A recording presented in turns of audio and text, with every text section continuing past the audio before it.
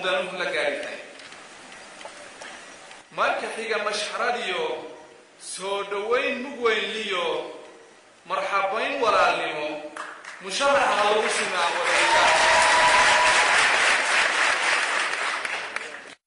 xaflad si heersara loo soo agaasimay laguna soo dhaweynay ra'iisul wasaarihii hore ee Soomaaliya ahna musharax u taagan xilka madaxtinimada dawladda Puntland Professor Cabdiweli Maxamed Cali Gaas ayaa ka dhacday hoolka shirarka caalamiga ee Bulangooshi ee bariga magaalada Lusaka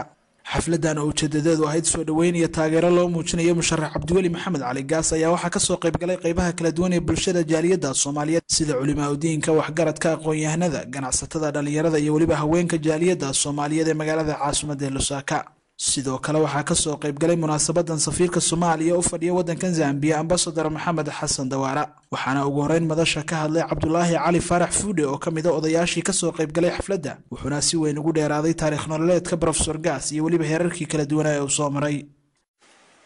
Cabdiweli wuxuu hawshiisa markii ugu horeysay sadgalaystay in uu isagu naftiisa iyo qoyskiisa uu meel gaarsiiyo wuxuuna Cabdiweli gaaray inuu qoyska ugu qurux badan ka dhisto America aqoontana meesha ugu sareysa ilaa PhD uu ka gaaro shaqadana meesha ugu sareysa oo aabihii lacag ka dhaxleen uu gaaray oo la yiraahdo abar bidalkaas waxa marka dhinac socotay afadiisa marwo hodal ciise oo gabdhaha Soomaalida u noqotay tusaale oo u sheegtay in wax la baran karo la shaqayn karo ilmana nuujin karo ilmana dhalin karo taayinta laga gaari karo ilaa heerka ugu sareeya oo PhD-ga gabdhaha Soomaalida bartay qodobka labaad oo Cabdiweli uu gudbay markuu arrinta dhameystiray waxay noqotay inuu soo jeesto jaaliyadii ama dadkii magaranaysa ee qurba joogta ahaa oo walaalihiis ahaa oo meel walba adduunka kaga nool sidii wax ugu faa'iideyn lahaa uu gudbay wuxuu dhisay hay'ado muhiima oo Australia ilaa North America maanta ka rajistaraysan oo wax loogu qabto dadka qurba joogta ah dalkiina wax loogu qabto inta kaliya kuma ekaan Cabdiweli wuxuu ku fakiray inuu dalkii soo barbaariyay oo wax soo baray wax u qabto oo shaqooyin volunteer u tago Cabdiweli iyadoo Soomaaliya markii dibadgeeda ugu xumayd ayuu dalkii ku noqday isaga oo loo xulay niman aqoon-yahano badan oo la yiraahdo hay'adda la yiraahdo Joint Needs Assessment oo ah mashaariic ay iska kaashadeen UNDP iyo World Bank ay iska kaashadeen oo baaxadiisu ahayd 2 bilyan iyo 500 kun Cabdiweli waxa laga siiyay qaybta ugu muhiimsan oo Afrika lagu yiraahdo macroeconomics madashan caawa aynu isugu nimid ee qiimaha badan ee aynu ku soo dhaweynayno Prime Ministerkii hore waxaan ku soo dhaweynayaa anigoo ku hadlaya magaciina iyo magaca jaaliyadda waxaan leeyahay Cabdiweli Maxamed Cali Gaas welcome to Zambia Cabdiweli dadkan meesha fadhiya waa dadkii markii hore aad madaxda u ahayd haddana aad madaxda u noqonaysay intaasi kadib waxa uu Professor Gaas warbixin kooban oo ku saabsan qaabkii ay Soomaalidu ku timid wadankan Zambia uu ka dhageystay Cali Cabdi Firin oo kamid ah odayaasha jaaliyadda Soomaaliyeed marka xiga waxaan soo dhaweynayaa ra'iisul wasaarihii hore Soomaaliya mudane Cabdiweli isla markaasna ah musharaxa maamul goboleedka Soomaaliyeed ee Puntland Professor Cabdiweli waxaan ku leenahay ku soo dhawow Zambia afar jeer ayaa Zambia la yimid oo Soomaalidu soo gashay Allah u naxariistay mudane Yaasiin Nuur Xasan ayuu ahaa ninkii u horeeyay oo wadankan soo sahamiyay waxaa ku xigay nin la yiraahdo Jaamac Maxamed Qaalib oo hadda nool oo ah ra'iisul baarlamaanka u horeeyay Soomaaliya waxaa ku xigay Allah u naxariistay Cusmaan Xaaji Xasan oo asna xildhibaanaha saddexdaa nin waxay ahaayeen niman siyaasadda Soomaaliya ka muuqda mudane yaasiin markaas wuxuu ahaa xogeeyaha guud ee xisbiga talada haya SYL jaamaca maxamed qaalibna wuxuu ahaa afhayeenkii u horreeyay baarlamaanka cusmaan xaaji xasanna wuxuu ahaa xildhibaan inay maalgashi waddankaa ku sameeyaan nimanka sahankii u horreeyey dadka halkaa keenay oo lasoo racay lasoo egsaday iyaga ahaayeen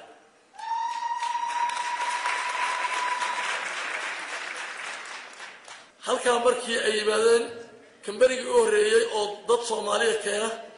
kambani wuxuu ahaa talyaani iyo yaasiin ka dhexeeyo la ohan jiray gilis darawaliintii u horreysay oo aada maqasheen oo la ohan jiray tanzania iyo zambia waddadeeda heelkan loo yaqaano ka shaqeeyay raggaasay ahaayeen laakiin kambani soomaaliyeed oo u horreeyo waddanka laga furo wuxuu ahaa kambaniga aada maqasheen oo la yidhaahdo ohan transport oo cusmaan xaaji xasan allah u naxariistee iyo cabdiraxmaan nur xasan oo hadda nool oo koonaha fadhiya ay fureen gabagabadii munaasabadda waxaa hadalka lagu soo dhaweeyey professor cabdiweli maxamed cali gaas wuxuuna si weyn uga hadlay ujeedada ka dambaysa musharaxnimadiisa maamulka Puntland isagoona sheegay in loo baahan yahay isbedel dhab oo ka dhaca Puntland waxaana si rasmi ah hadalka ugu soo dhaweeyey safiirka Soomaaliya oo fadhiya waddanka Zambia ambassador Maxamed Xasan Dawaara waxaan ammaan iyo bogaadin soo jeedinayaa dhammaan haamaha uu ka kooban yahay community-gu ilaa maalintii uu ka soo degay airport-ka ilaa hadda sida ay u soo bisheen sida kalgacaltooyadu ku dheehan tahay ay u soo dhaweyseen waanu mudan yahay runtii mudane cabdulweli maxamed cali gaas ra'iisul wasaarihii dowladdii caanka ahayd ee badbaado qaran maqaamkan ku leeyahay oo sharaf iyo milga'i ah waa inaan ku soo dhaweeyo microphone-ka السلام عليكم ورحمة الله وبركاته. آديات أيان وما هنقيا لأن يراد يجود دقيقة قبل قابضة حفلة ونعكسنا بروح بدن. أنا مركب حربا هذا الكي رنتي أنا صوته صوتنا وحوي الله وحي عبود وتبقى هذا واحد الصبح هذا إنه إنشاليو وبدن مجران in badan baad hadalkayga maqasheen in badan baad xumaynaya kulli aad dhageysanayseen waxyaabaha qaarkood aan ka hadlayaana waxyaabaha hadda kulli baasi aweeyo oo la soo dhaafay laakiin waxaan rabaa runtii inaan dhowr qodob aan taabto wax ka iraahdo markii aniga la magacaabay ra'iisul wasaaraha waxay bishii June 23keedii 2011 nabadgelyo ahaan meeshaan joognay dhaqaale ahaan meeshaan joognay institutionka dawliga governance institutionsku meesha ay joogeen dadku meesha ay kala joogeen Soomaaliyeed iyo arrin dib badneeduna soo martay oo xanuun badneyd loona baahan yahay mar walba in waxa la iska yiraahdo ahayd macaluushii iyo abaartii iyo dhibtii badneed aan soo maray marka dhowr kaas waxyaabood baan rabaa marka hore inaan wax ka iraahdo markii runtii aan meesha imid wax walba qofka bini'aadanka ma qaban karo problemka Soomaaliyeed ee 20 sano soo taxnaa oo isdaba joog ahay oo ay maalin ka dambeysay ay dhibaatadu si badan kana sii xumaanaysay qof awooda inuu wax badan ka bedelo oo ka qabtaahay waa yar yahay marka in waxa aad qaban karto oo priority marka ku aad qabato agenda aad samaysato marka agenda ah kaas aad leedahay this is my big agenda haygu kan weeye ugu weyn aan wax ka qabto mission kayga aan rabaa inaan yani dhowrkaas those 3 4 5 things or doable things waxyaabaha aad qaban karto aad furto inaad qaban kartana inaad isku daydo inaad samayso sababtoo ah dhibta Soomaaliya waa tiro badan tahay way noocyo badan tahay varieties badan bay leedahay marka mana awoodid qofku inuu waqtiyarna waa haysataa inaad wax walba aad xalliso wax ka qabato taas ayaa keentay marka inaanu ka fakarno road map-ki oo framework-ki road map-ka ah waa yani idinku celcelinmayo wuxuu ahaa iyo qodobadu ka koobnaa iyo laakiin waxaan u arkaynay ama u arkay marka anigu inay ahaayeen waxyaabaha muhiimka ah in la isku taxallujiyo waxna laga qabto aan islahaan waxba laga qaban karaa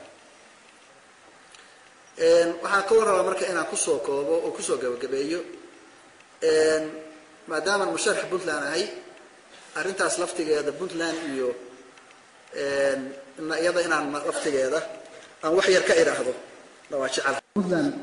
meeshaan ka imid weeye horumarkeeda iyo wanaaggeeda ayaana runtii aan aada u jeclahay horta inaan ka sheegaya anu hadda puntland shaqo u doonan mayo shaqo waa haystaa iyo camal iyo dhaqaale iyo intaba ilahay waa isiiyey laakiin waxaan isleeyahay waxaa ku saaran mas-uuliyad yani responsibility kaa saaran haddaan arko inaysan fiicnay waxaan isleeyahay marka dadka puntland waxay u baahan yihin isbedel waxay u baahan yihin isbedel dhaqaale isbedel ijtimaaci ah iyo mid siyaasadeed intaba waa u baahan yihin waxay u baahan yihiin caafimaad waxay u baahan yihin iskuul waxay u baahan yihin biyo waxay u baahan yihiin jidad marka taas ayaa kalifaysa inaan isiraahdo intaa yartaa oo awooddaadu ay tahay inaan wixii aanu isku dayi karo tabartay aan ka qabto ayaan rabaa inaan isku dayo wafdiga musharax cabdiweli maxamed cali gaas ayaa maalmaha soo socda u kici timi doona dhanka magaalada indhoole ee gobolka Copperbelt oo ah magaala madaxda labaad ee wadanka Zambia waxaana xaflado kala duwan oo lagu taageerayo musharax cabdiweli maxamed cali gaas ay ka dhici doonaan magaalada indhoole waxaana inta uu joogo magaalada indhoole uu kulamo kala duwan la qaadan doona qaybaha kala duwan ee bulshada jaaliyadda Soomaaliyeed ee ku dhaqan magaalada indhoole Saciid Musa Daahir Universal TV Lusaka